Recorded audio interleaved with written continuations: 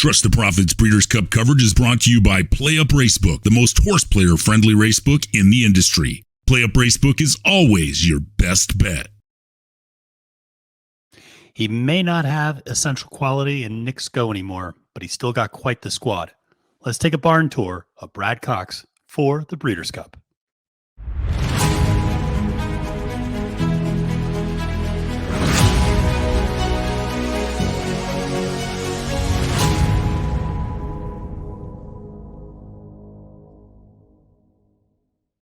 Salutations and welcome, friends. I'm your host for this episode of Countdown to Keeneland. My name is Matthew Desantis, and you can find me on Twitter at the handle @FailedToMenace. This is an exciting time of year. We're getting ready for the Breeders' Cup, and one of the things I thought I would be doing with Countdown to Keeneland was giving you a little bit of barn tours, if you will, for some of the big names in the sport leading up to the Breeders' Cup. So many of us rely on tried and true trainers on big days. Which trainers have success when they point their horses to these big days, big events, big graded stakes races. And so it's always important to take a look at who do these big names have on their slate pointed towards the Breeders' Cup. Last week, we did an episode specifically focused to great European trainer Charlie Appleby. Today, we're focused on Brad Cox's barn. He's got 5 runners, which I'm really excited to talk about. But we're also going to be looking at Chad Brown and Aidan O'Brien. We're going to be looking at Todd Pletcher and Steve Asmussen as well later in the week. After those pre-entries have been released, we can get a little bit of a better sense of who's going to be slotting in where, talking about some of those barn tours for the different people. So best way to make sure to get all of this content is to like and subscribe and follow Trust the Profits. Make sure to follow me on Twitter at the handle @FailedToMenace, and you'll never miss out on a second of Breeders' Cup coverage. We have so much here for you on Trust the Profits, from highlighting individual horses to already giving top 5s of the different divisions to these sorts of barn tours. We're going to have so many picks and previews and analyses that are going to be up. We're going to have a lot of guests from outside of the Trust the Profits family coming in, giving their fresh perspective, so you get all of the best information you can for the Breeders' Cup. But as I mentioned, today is one of those days that, like I said, we're going to focus on Brad Cox, and he's a trainer who really burst onto the scene in 2018, 2019 in the Breeders' Cup, had some success, had a horse like Monomoy Girl, was Kovefi. Some of these other horses we're going to talk about in a second were really kind of big time horses that burst him onto the scene. But he's become an incredibly reliable trainer. He's someone who, I was talking to some friends about this. I feel like he doesn't get as much publicity. I think within horse racing circles, everybody knows who Brad Cox is. Everybody takes his barn extremely seriously. He shows up on big days. We all know that. But because he's not an East Coast-based trainer, he doesn't get the constant news coverage that somebody like Todd Pletcher or Chad Brown or even Steve Asmussen gets, because of Fox Sports 1, Fox Sports 2, NYRA's coverage of all of the New York meet. Similarly, he doesn't really run much on the West Coast, so he doesn't get that TVG West Coast coverage a lot of times. He's in the Midwest. He's at Ellis Park. He's at Indiana Grand. He's at Hawthorne. He is at Churchill and Keeneland. Those are the big days and the big meets that he's there for. He's at Kentucky Downs. But for people on the East Coast and the West Coast, Brad Cox is a guy who's kind of out of sight, out of mind sometimes. Obviously, last year was a huge year for him with both essential quality, winning the Belmont Stakes, being kind of the 3-year-old champion horse in a lot of ways, with he and Medina Spirit kind of always going back and forth for that crown. And then, of course, Nick's Go being the horse of the year last year, winning the Breeders' Cup Classic in really convincing fashion. That was a really good race. I went back and watched that again, and that horse just had it. He had it over the field in spades. So that was a great day. But the last time Brad Cox was in Keeneland for the Breeders' Cup, he racked up 4 wins. That's right. He got 4 wins in the Breeders' Cup in 2020, the last time it was at Keeneland, including Nick's Go, including Essential Quality as a juvenile, including Monomoy Girl, including Aunt Pearl. So he racked up a ton of wins just a few years ago when it was at Keeneland last time. So he's obviously hoping to replicate that effort this time around. And let's take a look at a little bit more about Brad Cox as we dive into his barn. So I mentioned he's really burst onto the scene of recent years, and he's only has 26 career Breeders' Cup starts. So he's only entered 26 horses in the Breeders' Cup, but you can see that winning percentage is incredible. 8 out of 26. Not quite as good as Charlie Appleby's 6 out of 11.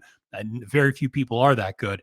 But for a trainer who is entering horses in some of the most difficult races, like the Classic, like the Juvenile Fillies, like the Juvenile, which can have very deep fields, he's turning out some really, like I said, incredibly strong numbers here. Now, the interesting part about Cox horses is they either win or they don't run well at all. Very few of them run underneath. So you see the 8 out of 26, but only one horse finishing second, one horse finishing third. So only 10 out of 26 in the money. So a lot of times it's a little bit boom or bust with Brad Cox and these Breeder Cup horses. Few notable horses, already mentioned a lot of these. Nick Sco last year and the year before, both two-time Breeders' Cup champion, one in the Classic, one in the Dirt Mile. Essential Quality, the Juvenile champion back in 2020. Aunt Pearl, Monomoy Girl, British Idiom, and Kovefi, all Breeders' Cup champions. And so those are just a few of the notable winners that he's had over the years. But like I said, a little bit boomer bust with him. And so let's take a look at this year's crop. And he's bringing 5 horses to the Breeders' Cup. And it, of course, will be headlined by CyberKnife, who was on the Derby Trail and snuck in and was able to win that Haskell. And that was quite the effort there from CyberKnife to be able to do that. And that was, CyberKnife's just a horse that seems to be just continually getting better. This is a horse that's maturing a little bit more, but they made the decision recently to move him to the Dirt Mile. And I think this is the right move.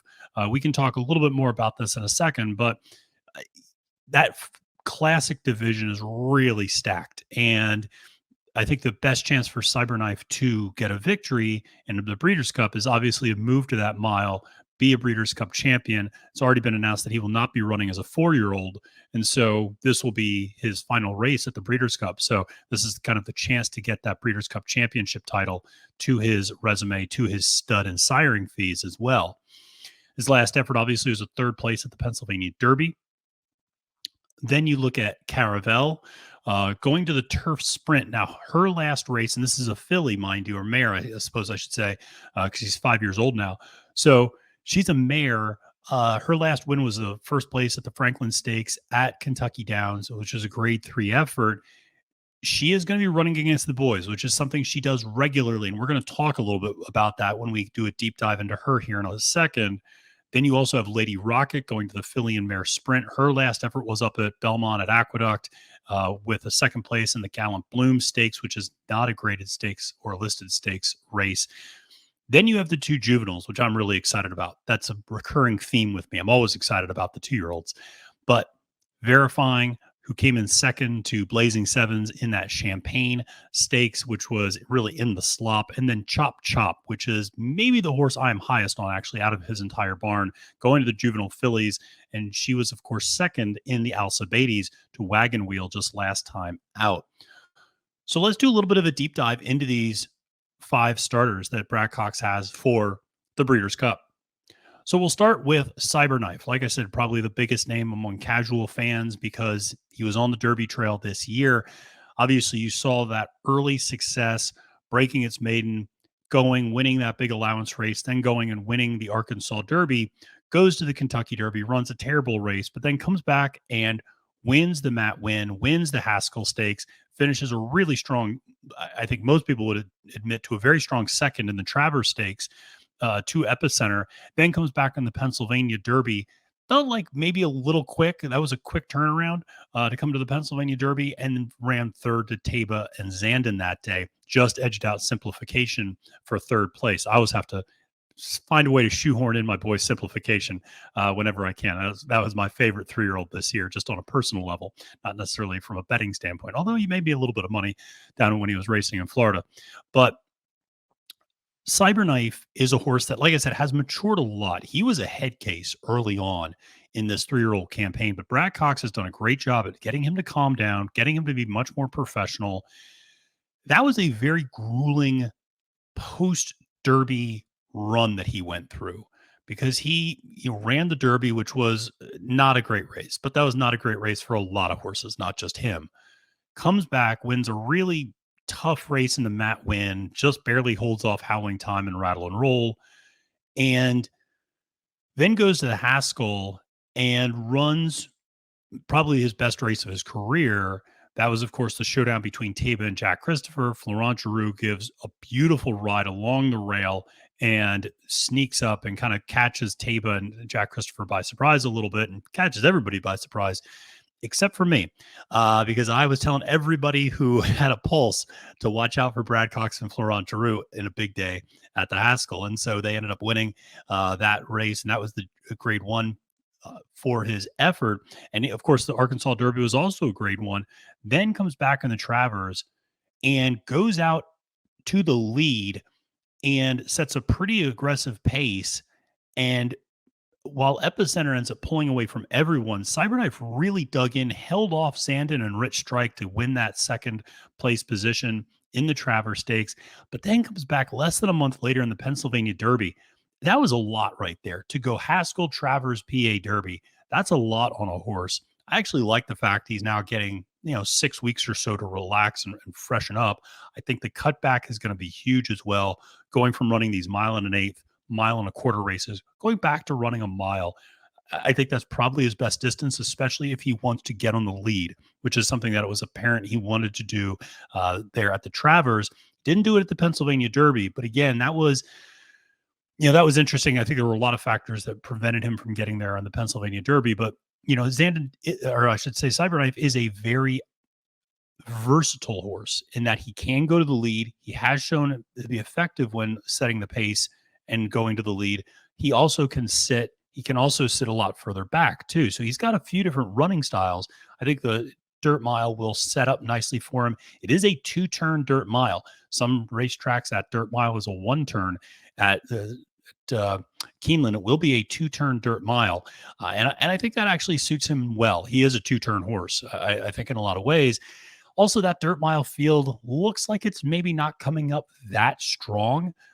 Seems more and more likely that Jack Christopher is moving to the sprint, going up against Jackie's Warrior. Cody's Wish, I think there's some question about what is going to be the best distance for Cody's Wish. I think Cody's Wish and Gunite are a little bit of the same type of horse. Their best distance is 7 furlongs. The sprint is 6. Obviously, the dirt mile is 8. So they're kind of in no man's land. And it seems like they're going to be going to the sprint. Cody's Wish in a 2-turn dirt mile doesn't seem like his best race. So it looks like the biggest competition for CyberKnife in that dirt mile is probably going to be one of the Bob Baffert horses, Laurel River. Might be a horse actually like Simplification, who I mentioned earlier. Looks like he might be pointed towards this race. So there's a few horses that might be in the mix there, but CyberKnife would absolutely have a very, very good chance at getting Brad Cox that victory in the Breeders' Cup, that 9th Breeders' Cup victory potentially in his career. So certainly a horse to take seriously. I think the dropping down to the dirt mile division really, really suits this horse well. He wasn't going to be able to run with the Flightline, Life is Good, Epicenter. We know he's not as good as those three at the very least. We know he's not as good as Taiba. We know he's not probably as good as Zandon anymore. I mean, Zandon's a horse that, just keeps getting, is very reliable, always runs well. And so now you're looking at him being what, the 6th, 7th best horse in that classic race? Go to the dirt mile, he's probably the 1st or 2nd best horse. So much better choice in terms of getting that win, and obviously looking out for siring and stud fees for the connections. So let's move to one of the other, I think, really interesting Brad Cox entries, and that is Caravel. And Caravel is a horse as a mare that I really like a lot. So she, if you look back in these previous performances, she racked up a ton of wins throughout 2020, 2021. And then she started, you start to see her form drop off, or what appears to be dropping off. Well, what's actually happening is she's running up against boys. So she was a dominant female turf sprinter. And quite frankly, I think Brad Cox felt like there wasn't any other competition for her out there in that division. And so he started running her against boys, which in turf sprints is a little bit more common, quite frankly. I mean, in sprints in general and turf races in general, when you combine the two, they become very common. But this sort of turf sprint division, you do see more women. You just saw a horse like the Platinum Queen actually over in England win a Breeders' Cup win and you're in for the turf sprint as a 2-year-old. As a 2-year-old filly, she beat older boys to qualify for the Breeders' Cup. Now, I've talked about this before. She's not actually able to run in that turf sprint. She's going to be running in the juvenile turf sprint because she's still 2 years old. But Caravel, kind of, again, similarly, was a girl running against the boys, never had a lot of success running against the boys. Would give an honest effort. You see, something like the Highlander. You see a few other races on here where, she finishes kind of underneath but competitive. But whenever she dips her toe back into running against the girls, she usually wins. And it usually wins pretty easily. I mean, there's one or two exceptions. The Caress was a recent exception where she ran really poorly that day up at Saratoga. She had some trouble in that trip, but then came right back and won the next time out against the girls, won the Franklin Stakes against the girls last time out at Kentucky Downs. So she's got a lot of good form to her, obviously, but now we'll be running up against the boys again. Now, the thing is, this turf sprint field, it's top heavy in that you have Golden Pal and you have Highfield Princess, who are kind of, I would say, very dominant within their divisions. Highfield Princess coming from overseas, Golden Pal here in the United States. You don't have we'll see what the pre-entries show, but you don't have a lot of other dominant turf sprinters necessarily coming over. You have some really good, actually you have a really good juvenile turf sprinters that are in that juvenile, those Friday races. But you have other very good horses. A horse like Bran is a very good horse. But you also have some defections. A horse like Lieutenant Dan, who actually finished second in last year's turf sprint, is not running this year at the turf sprint, is taking this one off and is coming back next year for one last campaign. So it's one of those where it feels like a very top-heavy field that Caravel probably will not be able to contend with. But there's a possibility that maybe she can sneak in and get something underneath in this division in the turf sprint against the boys. I would not be stunned by that result. Like I said, I don't think that turf sprint field is super deep. I feel like there's, maybe 3-4 horses that are clearly above everybody else. But after one or two, I mean, a lot can happen. I mean, everybody knows that with these sprints, the race a lot of times is won or lost in the first 50 yards, breaking away from the gate. So a horse doesn't break well, sometimes the race is over right there. We certainly have seen that with Golden Pal before. When Golden Pal struggles to break, those races are really bad in some cases, particularly over when he was running at Royal Ascot. So Caravel may have a shot, but like I said, has not generally been able to be up to an in-the-money finisher when running against the boys. But credit to Cox and the connections for always wanting to challenge her, I think. And in many ways, I think it makes her more dominant when she drops, back down, so to speak, quote unquote, to running against the fillies and mares on the turf. So let's move to another mare who's going to go to the filly and mare sprint, which will be on the dirt, and that's Lady Rocket. And this is Lady Rocket's a really nice horse, and didn't have a very good show of it at the Ballerina 2 out ago. Goodnight Olive, the Chad Brown horse, won that one. Obligatory is a horse that I really like in this division. This division feels pretty deep, actually. I really like this kind of filly and mare sprint division. Like I said, this is a really good division, I think. And so Lady Rocket has shown the ability certainly to win some graded stakes races, has 2 grade 3 races under her belt, 2 grade 3 wins under her belt. But typically has not run up against, when she's run up against the very best, has typically not really gotten the job done. Last year, running second to Bella Sophia.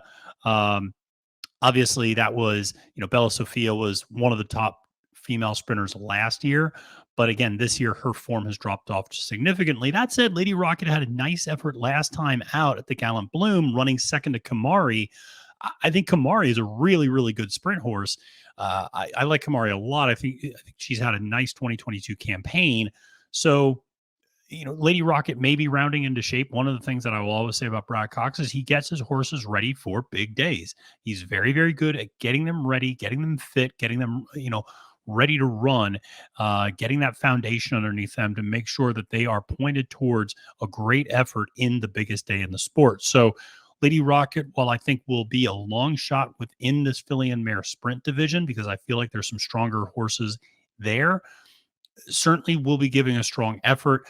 I do like others a little bit more. I feel like this might be the weakest of the Cox entries into the different divisions in terms of an opportunity to get on the board. But let's move to the juveniles and the two that I'm really excited about, both Verifying and Chop Chop. And we'll talk to Verifying first. Verifying only running his third race in his career going into the Breeders' Cup. His first two one was a dominant win at 6 furlongs at Saratoga, and then the second time out was in the slop. And I cannot emphasize that enough. That track was a soup that day, to finishing second in the Champagne to Blazing Sevens while at Aqueduct. And like I said, that was terrible weather that day in the slop. It didn't seem like Verifying necessarily liked those conditions much at all, but still was really gutsy and fought on and held off Gulfport. Gulfport had every opportunity to get second place and did not get it. And Verifying kind of dug down a little bit and started to pull away late from Gulfport to seal up that second place finish. Blazing Sevens runs and wins that race. Whenever I see 2-year-olds with very limited running lines and I see a race in which there's a muddy or a sealed track, it always raises a question mark. And that's why I'm probably a little less enthusiastic about a horse like Blazing Sevens, because I go, well, was that just a factor of the conditions that the horse was in? Now, we don't know what the weather is going to be like yet in Keeneland. There's some talk that there might be a chance of rain, although predicting weather nearly 2 weeks out is a fool's errand, particularly in Kentucky, where weather can change very quickly all of a sudden. But by all accounts, it should be halfway decent weather. So if it is, I really like Verifying Shot. And part of the reason I like Verifying so much is that maiden win. You go, Matthew, what can you take out of that 6 furlong effort on the dirt? Well, if you look, the third place horse that day is a horse, Didinger. Didinger is a horse that I really liked, came back next time out, ran at 7 furlongs at the Pennsylvania Derby, at the Pennsylvania Derby day on the undercard, actually the first race on the day, finished second to a very, very good horse that day. Then Didinger comes out third time out, goes 2 turns, and what does Didinger do? Wins by 13 lengths while being geared down by Paco Lopez, really the last half furlong, to the point where the horse was almost walking home, and still won by 13 lengths. So Didinger, the third place horse that Verifying beat in its maiden, I think is a very, very good horse in his own right. Then comes back and, like I said, finishes second in that Grade 1 Champagne. I feel like this juvenile race is a little bit more wide open. Bob Baffert's horses, Cape Rock, obviously the dominant one, National Treasure, also a very good horse, both probably pointed towards running here. Having a meltdown, another one of Baffert's horses, also a pretty strong contender potentially. But I feel like the pace might cook up a little bit up front. Verifying can sit, actually would prefer to sit. I like if Verifying can actually replicate that last trip he had at the Champagne, sitting off the pace and then moving. I think that would be really good for that horse. And like I said, can take advantage of that pace and should absolutely love the added distance. Okay, so that's one of the things looking at Verifying. This is a Justify baby. This is a horse that should absolutely love going the extra distance and should like that mile and a 16th for the juvenile at the Breeders' Cup. But I think this is one of Cox's stronger horses. I really like Verifying. And the other reason I like Verifying is that maybe Cox's best 2-year-old is not running, and that is Loggins. Loggins is a horse that is not going to be running. Cox has made that known already. It appears as if Loggins is very much so going to be pointed towards the Kentucky Derby Trail. Loggins, I think, is a very, very special horse. I don't know if Verifying is that special or as good as Loggins, but the fact that Loggins is not going, I actually think opens this race up for a horse like Verifying, especially if you are a little worried about how the Baffert horses are going to travel, if you're a little worried about how they might be a little speed and pace compromised up front potentially, then a horse like Verifying, I think, makes a whole lot of sense coming from mid-pack. So let's talk finally about his horse that I actually maybe like the most out of all of them, Chop Chop. I think Chop Chop might give him the best chance of winning a Breeders' Cup this year. This is a horse I absolutely loved coming out of those first two races on turf, then goes to dirt in the Grade 1 Darley Alcibiades and runs a heck of a race.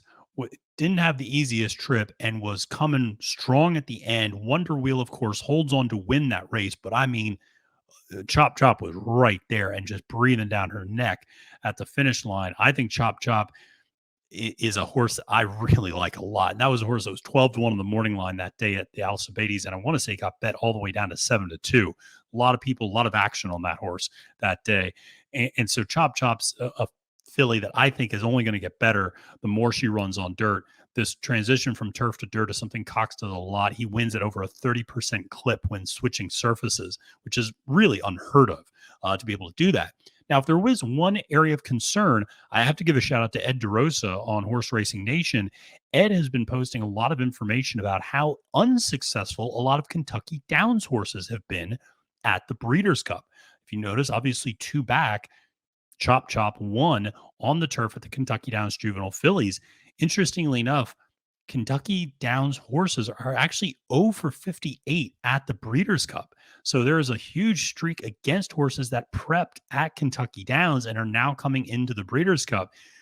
Every race is its own race. The fact that she's switching surfaces from turf to dirt, I think actually might make a bit of a difference here because she's not running up against turf competition where I think she might have a little bit of a tougher time.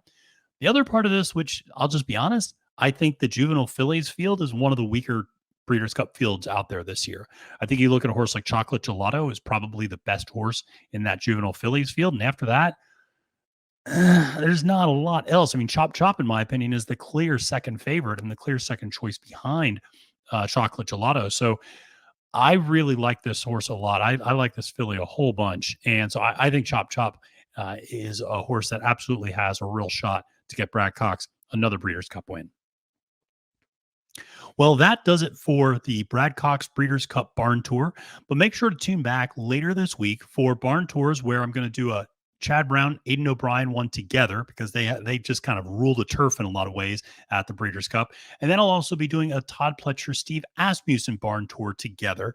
And we'll have a lot of content for the pre-entries. We're going to have a lot of content in terms of picks and analysis, top fives. Colin's got those daily doubles that are always coming out.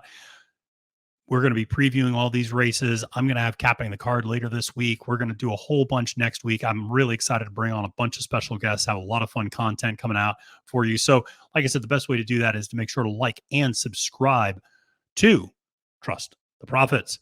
And just as a reminder, big thanks to our sponsor, PlayUp Racebook, where you got great deals there. Sign up and deposit at PlayUp Racebook and receive a 50% deposit bonus up to $250. Additionally, if you deposit $100 or more before the Breeders' Cup, they will give you an additional $25 free wager. You cannot beat that deal. That's fantastic. Put that $25 on maybe one of the horses Colin suggests, maybe one of the horses I suggest. Maybe you decide to put it on Chop Chop or Verifying or CyberKnife in their respective races at the Breeders' Cup. But like I said, definitely got to check out PlayUp Racebook. Big thanks to them for all of their support of Trust the Profits. And with that being said, like I said, check out all of their content, like and subscribe. And remember, friends, until next time, it's now post time.